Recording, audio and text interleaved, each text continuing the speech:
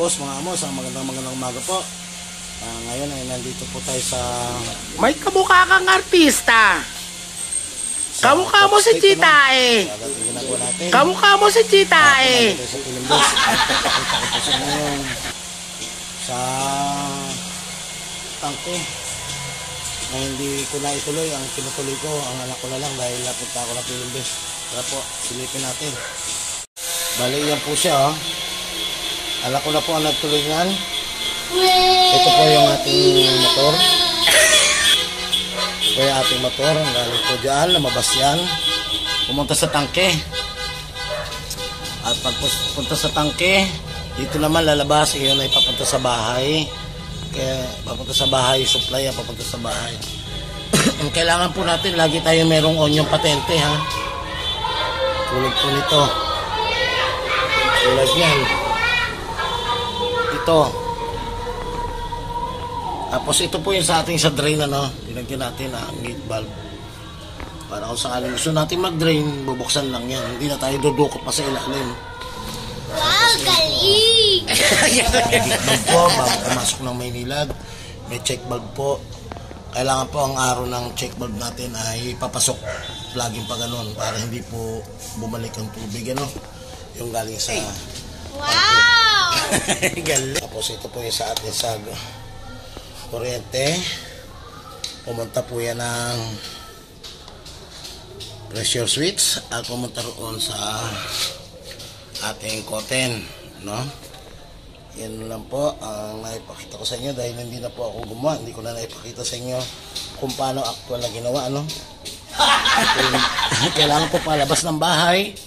Galing sa tangke, kailangan nyo magkabit ng ball valve, no? Kahit angle ba, ay kahit na gate valve, pwede rin po. Ayan na po yung ano natin. Tapos ito nga pala yung gauge na ikinabit natin dati nung ano, pinakita ko sa inyo. Ayan, no? Pressure gauge natin, pressure switch, pressure gauge. Ang pressure gauge po natin, ayan na, 20 hanggang 60 lang po. Stop na tayo sa 60. Ayan, kita nyo na po, no?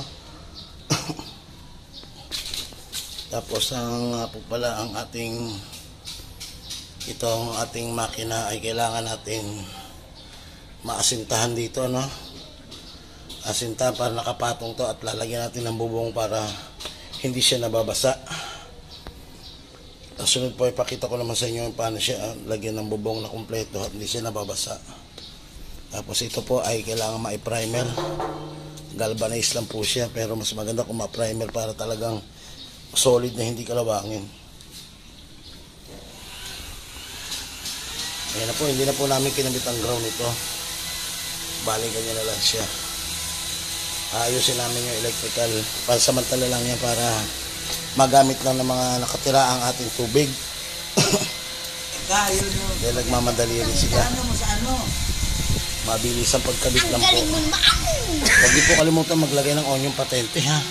Para kung magka-diferensya ang motor, pwede mong tanggalin dito sa onyong patente. Yung iba ko kasi hindi naglalagay niyan. Eh pangit to, pagka ano puputulin nyo, duktong na naman kayo. Hindi katulad nyo, roskas po yan. Naka-roskas lang yan. Madali tanggalin, pati katulad doon. Para dito, kung sakaling may diferensya naman ng motor, ang ating tangke sumabog, pwede mong tanggalin dito. Para matanggal natin yung ating tangke. Ganyan lang po. Kabit na po siya, no? Pinagala na po yan kahapon.